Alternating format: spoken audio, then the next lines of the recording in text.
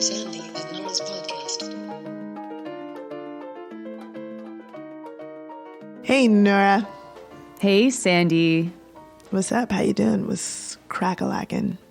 You know, I am so relaxed that last night as I was going to bed, I was like, oh no, I didn't get ready for tomorrow's daily news. I guess I'm just not doing it. It's a holiday. Oh, right. Yeah. Okay. I was like, you But what? I've been doing them on holidays. So I was like, oh shit. And I even on Friday, I was like, I'll be back on Monday. But I'm like, you know what? I'm going to sleep in, which I did. Well, which was you nice. still have the excuse. So I support that. But also, like, you know, friends, this is a reason to donate to the podcast. If we ever get to a point where we can, like, hire a producer and have that stuff to be taken care of a little bit so Nora can sleep in, we will. Could you imagine? But that would be lovely. It would be a dream. We're not there yet. But if you feel like supporting us because you missed the news, the daily news yesterday, here's a reason why. Totally.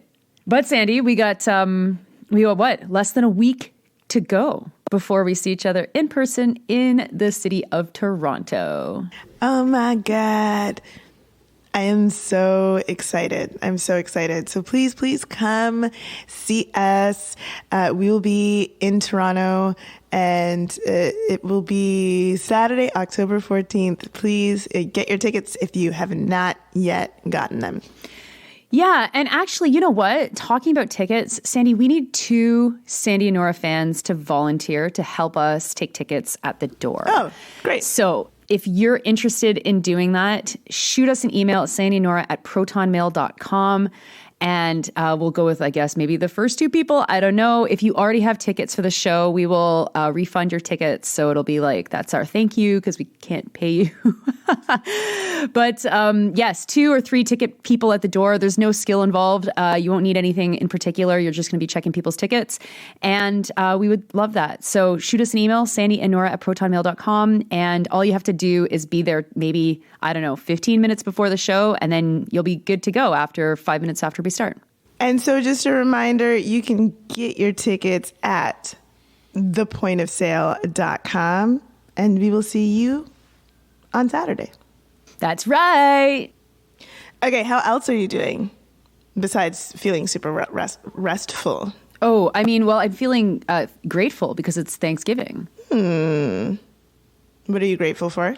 I'm grateful for people that donate to Sandy and Nora. I love that. Let's do it. Who do we have to thank this week? Yes. Thank you so much to everybody who donates the podcast, shares the episodes, changes their donations. I know up, down, whatever. Everyone's doing whatever they got to do. Thanks even to folks who cancel but have been longtime donors. We couldn't do the show without you. So this week especially, thanks to Dave, Mila, Lily, Gail, Andy, Jack, Andre, Greg, Emiliano, and Andrew. Thank you all so much. Oh my God, y'all are the best. Thank you so much. Now, this has been, I can't even say a week. It's been like the last few days in global politics has been just awful, tragic, and also stunning what's happened. Mm-hmm. And there's so much to discuss and so many ways that we can discuss it. And one of the things that we thought we might want to talk about specifically on this podcast with respect to what is happening in Palestine is the way politicians in the West have decided to respond to it. But I suppose before we do that, we should give a little bit of a recap as to what's happened in case you haven't heard. Yeah, so this weekend news has been dominated by what is happening in Palestine, and it all started with a secret operation that was undertaken by Hamas, which is a militant organization that is based in Gaza, and they captured and attacked IDF soldiers, Israeli soldiers, and also Israeli civilians. They broke through one of the barriers, or a few of the barriers, I think, that were quickly recaptured by Israel. But, for people that don't know, Gaza is effectively an open air prison, and Israel controls all of the borders and all of the checkpoints in and out of Gaza, and Gazans can't actually leave. It's a place of more than 2 million people. About half of those folks are children, and Hamas surprised the military in Israel with this offensive. Israel has retaliated, and because they control Gaza, they have shut off all electricity. They're trying to block the food supply to Gaza. They've been bombing Gaza City, and those images have been all over the news, including taking down condo towers or apartment towers in Gaza City. And we've got Israel's leadership promising to basically annihilate Gaza. I mean, they're talking about annihilating Hamas. That's probably an obvious thing that they would say, considering the attack from Hamas. But their reaction has been, pretty intense. And so there's obviously casualties on all sides. Some numbers place casualties in Israel around 700. It's not clear how many of those were civilians and military. And of course, what muddies the water in Israel is conscription. So, everyone at some point spends time in the military.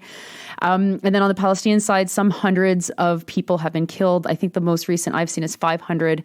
But those numbers are climbing. And of course, injuries are also very, very common. I've seen up to 2,000 people injured. And medical facilities in Gaza are also being destroyed. So this is the first flare-up, I guess we can say, of violence in the Middle East like this since the fascistic government of Benjamin Netanyahu has gotten into power as organized government. Though the violence in the settlements in the West Bank has been increasing steadily over the last couple of years, including with Israeli soldiers and settlers raiding refugee camps or raiding cities in the West Bank, killing people, setting fire to cars, setting fire to houses, and terrorizing people effectively. So that is where we are. We're recording on Monday. So if there's some major thing that happens in the next 24 hours, we're not going to be aware of it yet, but perhaps you are. Yeah, and I think it's important to also just note for folks who have seen a lot of the responses from government officials that have been saying that that this is unprovoked. That of course, on this podcast, you won't hear that kind of language. Of course, this is an occupation, and this is an apartheid state, and people are going to resist occupation. That is what's going to happen. And what is really frightening is what Nora just said about the government's response. This idea of annihilation. Now, of course, I think that has been the unwritten policy of Israel for quite some time, annihilation. But this cutting off of electricity, cutting off of fuel, cutting off of food, getting into the region, that is, we've said on this podcast before, as folks who are anti-war, war is the response of violence is not going to get anything more but more violence. Any sort of war ends in some sort of political process. It will have a political process. It's just when that political process is going to happen, or unless they carry out a full-on genocide. So those are the options here. That's where we're at, and that is what. When we're evaluating what politicians or people in power say in response, that has to be the frame at which we are looking at this. Are you condoning? Are you supporting more violence, more people being killed, more tragedy and destruction, or are you supporting something else? Mm-hmm. Yeah. So this is also, I mean, the first major incident in Palestine since like Twitter was completely fundamentally changed thanks to Elon Musk. And so it's been also very hard to figure out what's real online. And, of course, because the verified accounts tend to be these like trolls, it's like sorting through the details on social media feels even more difficult than usual. But what has been interesting is the total coordination that we've seen. And Sandy, you started off by talking about politicians. Maybe I want to back up a little bit more than that. And first, let's talk about the police. So on Saturday, there was a coordinated set of tweets that were sent out by police forces all over Canada that said that they would be working very hard to protect Jewish Canadians in case there's any kind of threat that rose against them in light of what was happening in Israel. And that is like really weird for a whole bunch of different reasons. I think the most obvious is just the coordination of it. Like this wasn't just like, oh, Edmonton's going to say this now. Oh, Vancouver is going to say that. Oh, now Toronto's like, there's obviously some sort of coordination happening within chiefs of police all across Canada. And they're also very close with municipalities, right? So there's probably also some level of coordination happening with mayors or with provincial or federal authorities. But I was just so struck by that because I'm not sure I've ever seen that emphasis before on the safety of Jews in Canada as a result of Hamas taking this military action against Israel. What did you make of that? Well, yeah, that. And then also, there has been anti-Semitic activities happening in Canada through like the rise of white supremacist groups for a while. Okay. And I have, and that is close to home and, you can touch it. And I have never seen that sort of response from police forces across Canada to combat the dangers of anti-Semitism. And so to me, it's like it spells out that this must be about something else. And of course, what that something else is about is painting people who are in solidarity with Palestinians as anti-Semitic. It's the same sort of Zionist playbook that we've seen before, but from our police forces. Like I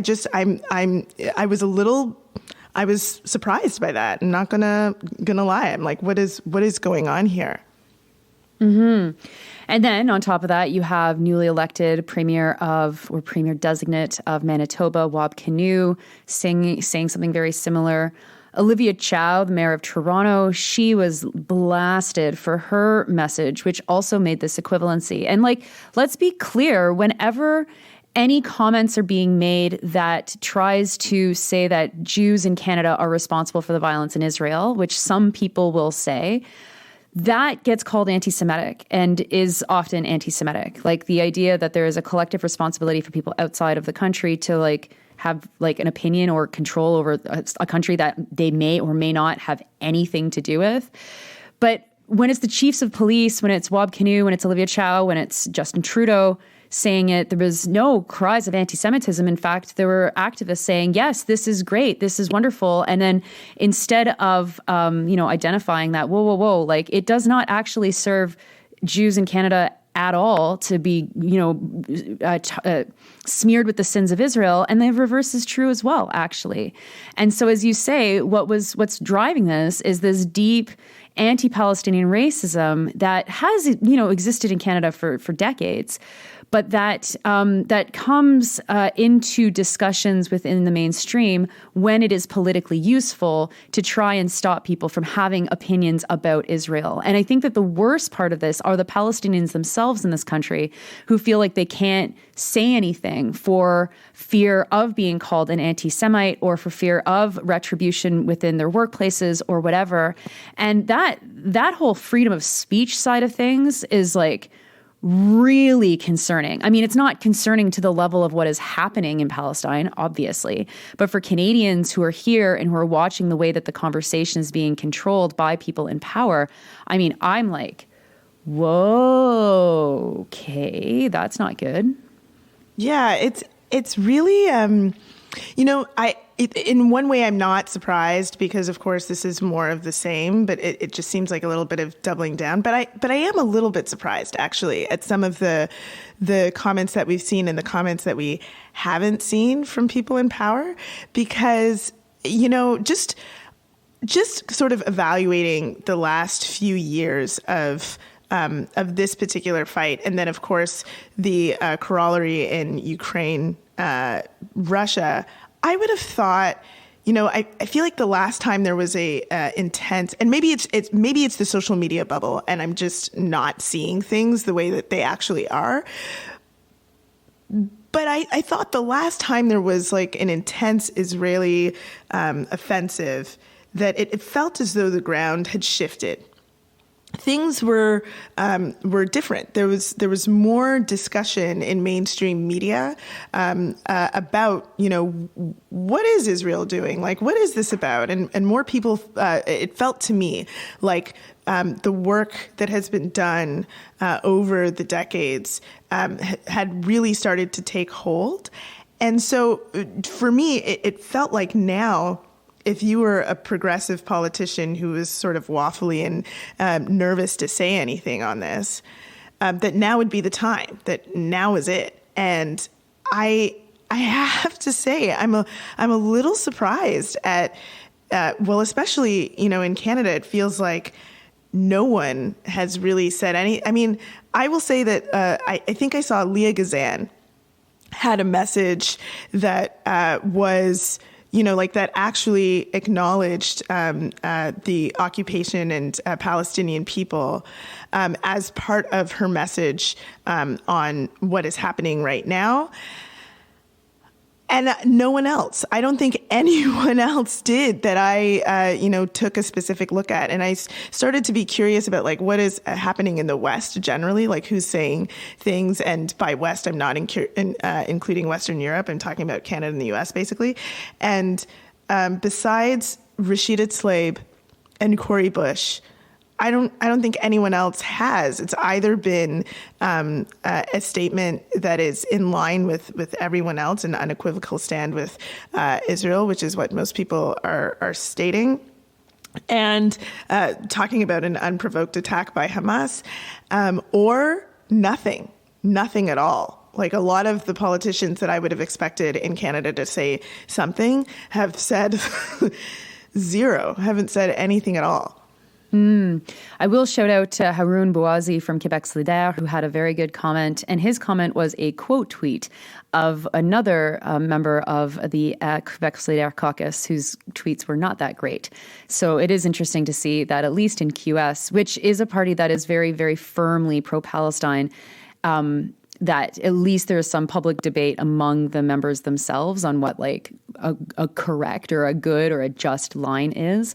But I think that this is where we're seeing the impact of the government, the far right government in Israel and the West trying to come to terms with the fact that their classic ally, the beacon of democracy in the Middle East, the nation that represents so much about what liberal democracy supports. Finally, here we are with a government that has taken actions that have gotten them condemned lightly by some of their classic allies in the West.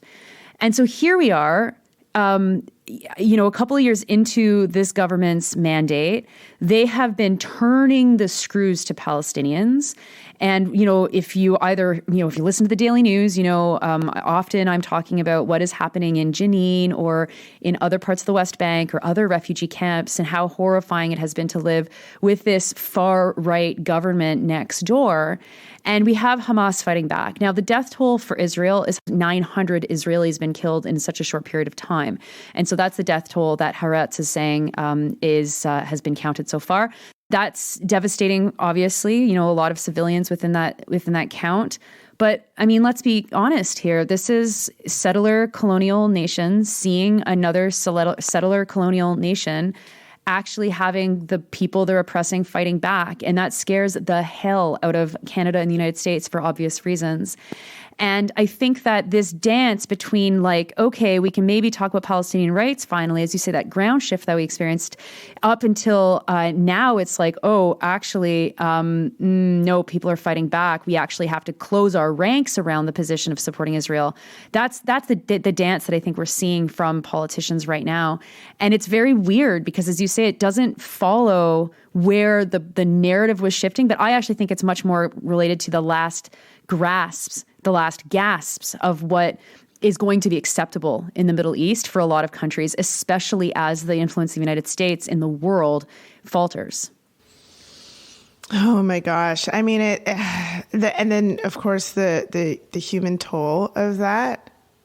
It's just, I mean, many people have pointed this out online. Like it's stunning that, you know, this is the ringing silence, the inability to say anything still at this point. And then, but also, you know, at points when we're talking about nonviolent approaches like BDS or the marches that never make it to Western media, that we barely ever talk about, the different approaches to resistance that have been ongoing forever, that never stop, the different things that people try. And then we get to this point and, you know, our people in power have the gall to call this unprovoked and to try to justify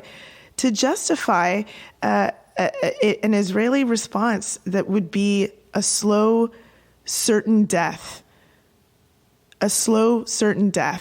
for everyone in Gaza. Like, that is the response. They're cutting off electricity. That means, you know, the ability to power hospitals, the ability to power anything that would be life-giving, that, you know, that people need, shelter. They're saying they're going to cut off access to food. Like that is what is in service of being justified. The human toll is astronomical. And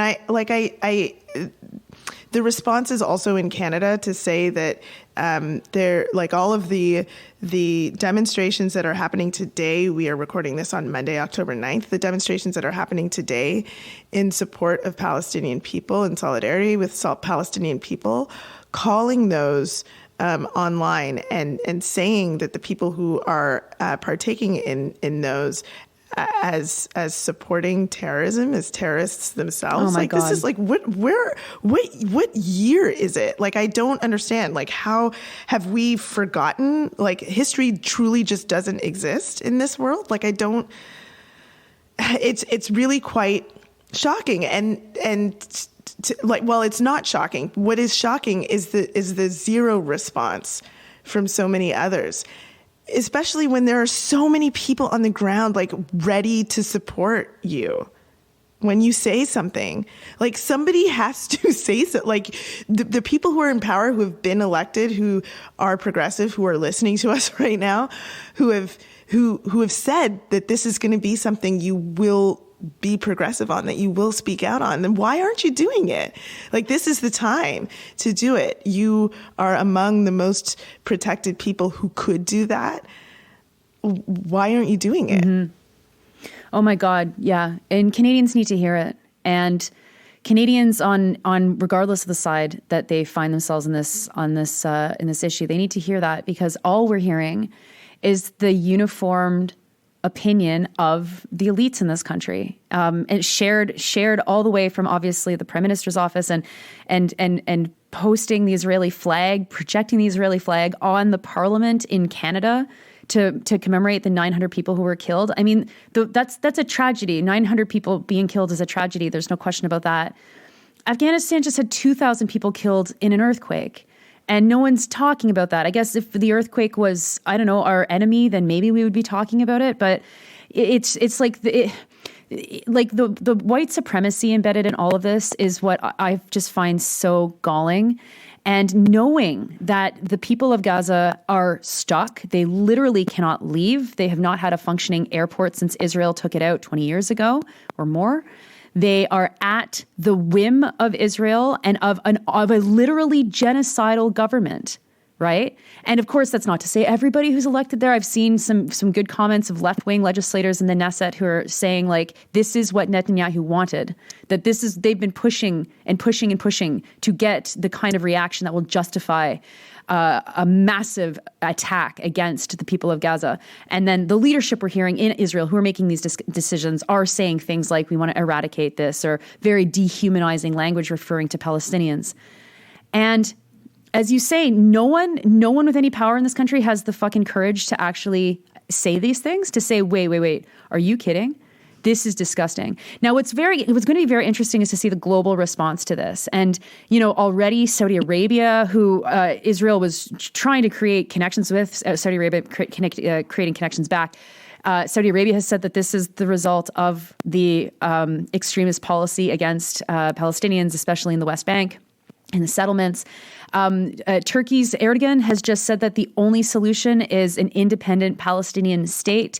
And Erdogan, of course, is a very important politician as a member of NATO, as someone who has positioned himself as being an interlocutor between different poles within the global order, someone who has stood very, very strongly with Ukraine, but also is able to negotiate and discuss things with Putin and Russia. I mean, that's very interesting. And I think that, this is also going to add to the continued marginalization of Canada and the United States and Great Britain in discussing global affairs. If the response is 100% behind Israel in retaliation for a massacre, and to not look at the 75 or 45 years of occupation that has existed within by Israel, this is where the powers in the world start to shift around us, and all of a sudden things actually change quite a lot. And so it is grasping at liberalism. A lot of people were surprised to see Volodymyr Zelensky take Israel's side or say something in support of Israel and calling Hamas and Palestinians terrorists or something, considering the very opposite situation that his country is in. And it's like, but it's because these are all proxy wars for fighting for the liberal order and what has passed for liberal democracy in the last 40 years in the West, including in Israel. And as that grasp becomes even more tenuous, because the only way in Israel to maintain that has been through the far right. And of course, we're seeing the far right rising in the United States, obviously, and we're seeing it rising in Canada as well. That is the piece here that is like, how is everyone else in the world responding to this? And where are they orienting around this? And for how much longer will Israel be allowed to lay siege to Gaza, lay siege to 1 million children who have literally nowhere to go? Into the sea is the only option in Gaza. And now, like, as we're recording this, Hamas has just put out a message that they are open to discussions and truce talks and some sort of coming to some sort of agreement. And so we'll also see how Israel responds to that and how the rest of the world responds to that as well. Because, as we said earlier, these things, they end when there is some sort of like political discussion, when they're, we'll see who's actually interested in that. I guess that Israel is going to say that that's not something that they're interested in, to be honest. And so, let's see what happens. The other thing to think about in terms of like you've just raised the rest of the world, we should also be thinking about internally what this means, because there's a couple implications as to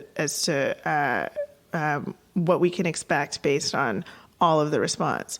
One is that if there is any sort of question about Canada spending money to support a continued Israeli response, like that's gonna happen. And two is how politicians square the circle of being both in favor of reconciliation, some form of reconciliation, and while also supporting violent occupation, continuing to support of violent occupation abroad. These are things that cannot exist in the same world unless reconciliation to those politicians, to those people in power, means something very different to them than it probably means to any group of people who are living under occupation or have lived under some sort of occupation. Because I'm not seeing how you can do both. Mm-hmm. Well, I think that this just exposes that reconciliation in Canada is nothing more than a catchphrase and an industry for a lot of people to make money off of. And, I think that there's this understanding that, Canada has won. Canada won. Canada's here. There's no threat to our sovereignty. And sure, let's not talk about the statistics of deaths and illness and living conditions for Indigenous people in this country. Let's focus instead on reconciliation, and we'll maybe put a little bit of money here, or we'll maybe say some good words there, or we'll sign agreements that will allow communities to have a little bit more power. But Canada's colonialism is so advanced that when we talk about reconciliation in this country, it assumes that Canada is not going anywhere. It assumes that the Canadian Federation, which is the primary colonial structure, everything about the Canadian Federation, from our provinces to where money comes from to where money goes, is the colonizing structure in Canada. It assumes that there's never going to be a change to any of those things, that the changes might be in very small reforms related to different communities. And that's what we see. This government's been master of those kinds of small reforms. And I think that it's very important to make those connections and to understand the settler colonialism, the character of settler colonialism in Canada, and how different it is than in other settler colonial countries, but then also how similar it is as well. And how it's we say in French, même combat, they are in the same struggle. They're fighting for the same things and protecting the same things. And Canadians are just kind of somewhere between oblivious to concerned about our role in that settler colonial project, or to the side of racists who would deny it. But anyway, and so I think it is really important to make that connection and to understand why Canada would be so rapidly, unquestioningly in support of Israel and what Israel is doing. Another thing that exposes is, just how important also the media is in all of this. You can only believe that any sort of resistance movement of Indigenous people in Canada is unprovoked if you don't know anything about what's happening in Indigenous communities across Canada. And you can only not know that if the media is a partner of the colonial state. That's the only way. And it is. There's a lot of independent media that's trying to combat that, but that is the case. And the same is true for what's happening in Palestine. You can only believe that this is unprovoked if you have no idea what has been happening since for fucking decades in the Middle East. And you can only not know that if there's been a partner in the media to the occupation, and that is what's been happening. And so, in part, I think, as we are rightfully calling out politicians, we also have to indict the Canadian media too for refusing to cover this what is happening in Palestine in any way that makes sense, because it allows people to be confused about what's happening right now. If you don't spend all your time trying to figure out what's real and what's not, you can very legitimately be confused about what's happening right now based on how it's been reported, and in the sort of irresponsible ways that it's been reported. There's been a lot of, we've talked many times before about how journalists will often report things, or newspapers will report things based on quotes that politicians have.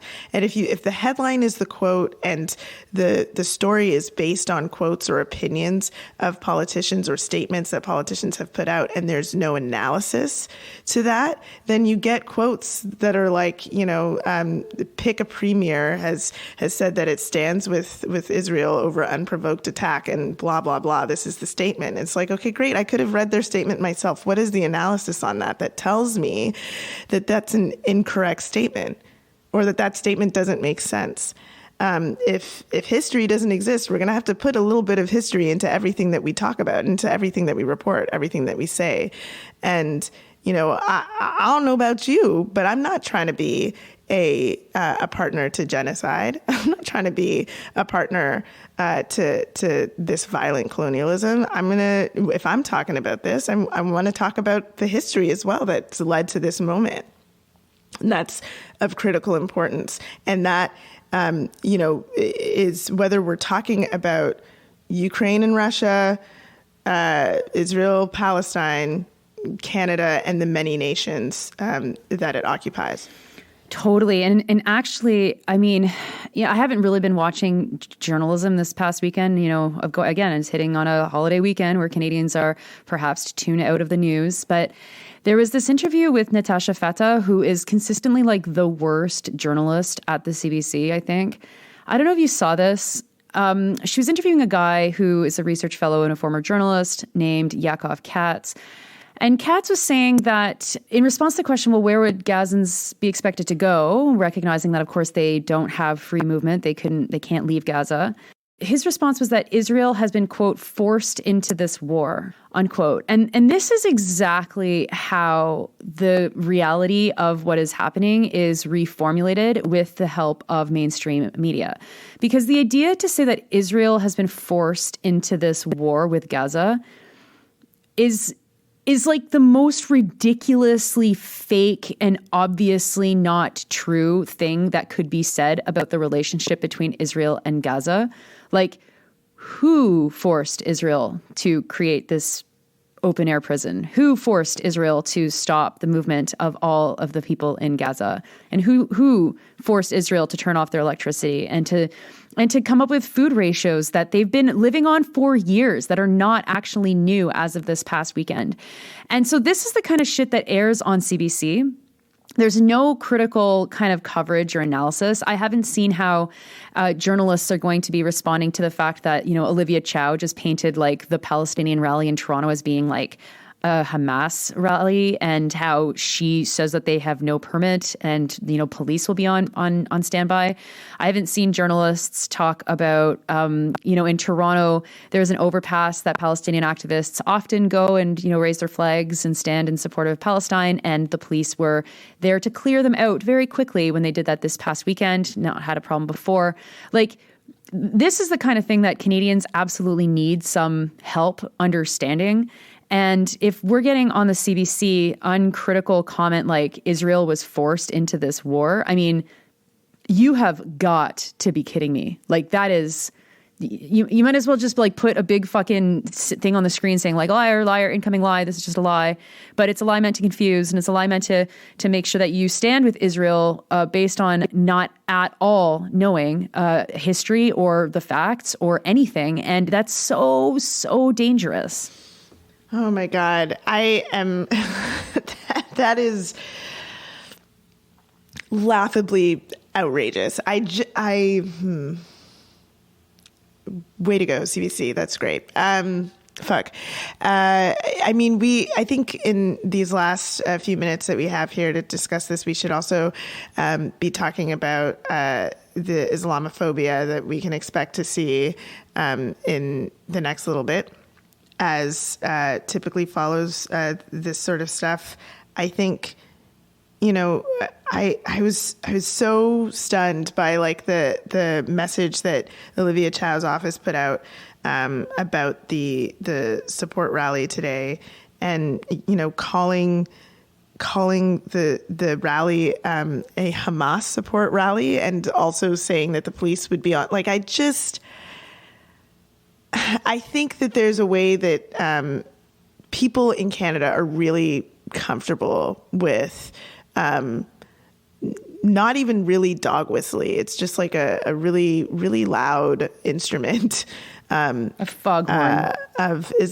A foghorn of Islamophobia being utilized in these moments and not calling them out for that. And it's I'm worried about that. I'm nervous about that, about the way that people will be responded to, and I think a culture in which people are people who call themselves progressive, who are progressive, but are too afraid to say anything publicly, if they are people in power, it creates the culture where that is acceptable, and allows people to use moments like these to further Islamophobia throughout Canada, in the way that people are allowed to use their speech, their freedom of assembly, and so on, to support Palestinian people. And I'm nervous about that. I'm nervous about what comes next. Yeah. And I think, like, you know, as people are watching what comes next, I mean, first of all, if you have family anywhere affected by this, if you have family in Palestine, if you have family in Israel, I can imagine that you are horrified and scared. And I think that that's, of course, what we have to think about in all of this, the civilians, the people who live there. And you know, Israelis have freedom of movement. They can leave Israel if they have to. Indeed, we've seen a lot of people fleeing, especially from some of the occupied territories, and they're fleeing on airplanes because they have passports and they can. And Palestinians deserve that same freedom. They deserve the freedom to be able to flee. I mean, I can't even believe that has to be said, but that's where we're at with this. And if there is a country who is governed by a far-right, ideological, violent set of people who have had histories. I mean, there's the senior Israeli leaders who have histories of saying the most vile and disgusting things about Palestinians, about the people who they literally control. They are ramping up the pressure on Palestine, and they, you know, it is as anybody who has any sense is looking at the situation is saying, and creating a pressure cooker where things are going to explode. This is the explosion. And just like in Ukraine, it's average people that get caught in the pressure cooker. They're the average people who've got these conditions placed upon them. But let us be clear that if you cannot leave your apartment, you cannot leave your city, you are not allowed to cross the borders to safety, and the country that is in charge of how much food you get and your clean water, and by the way, you don't get clean water, and by the way, you don't get enough food, and by the way, they're shutting down all of the electricity, and you're going to have to fucking survive in that. If that is the country, there's another country doing that to you, then it is there that we have to be highly critical, highly critical. And we have to keep our eyes on this, because it is too easy to be confused. It is too easy to allow the spin doctors and all of this to say, well, Israel has a right to defend itself. Israel has absolutely no right to do what it has done to Gaza for the last many, many decades. It has absolutely no right to do that. And it does that because it had the support of the biggest superpower in the world. I mean, has it? But are they still the biggest superpower in the world? I mean, that's shifting. That is what gives Israel the right. And if we believe that people deserve freedom from anybody, freedom for anybody, then we have to condemn Israel, and we have to demand that our politicians refuse to support what the government of Israel is doing. And so, I mean, you know, go out to the rallies, support Palestinians, check in with your Palestinian friends, check in with your friends with any family in the region. But like, let us be clear about who the aggressor is in this situation and who needs to be condemned and who needs to be stopped.